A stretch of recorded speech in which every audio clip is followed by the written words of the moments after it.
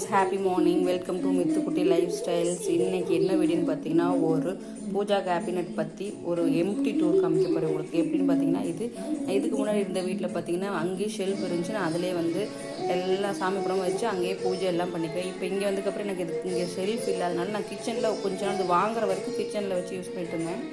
அப்புறம் அதை கூட போட்டிருப்பேன், புது வீடு பால் காய்ச்சிருந்தோம் அப்படின்னு சொல்லி.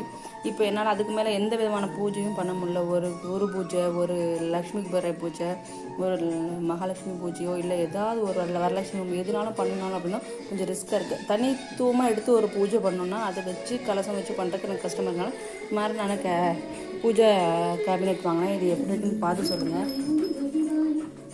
உங்களுக்கு பிடிச்சிருக்கு அப்படின்னு தெரியல.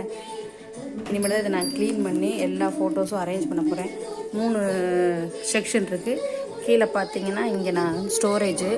ஸோ இதை பிடிச்சிருந்தா லைக் பண்ணுங்கள், ஷேர் பண்ணுங்கள், கமெண்ட் பண்ணுங்கள்.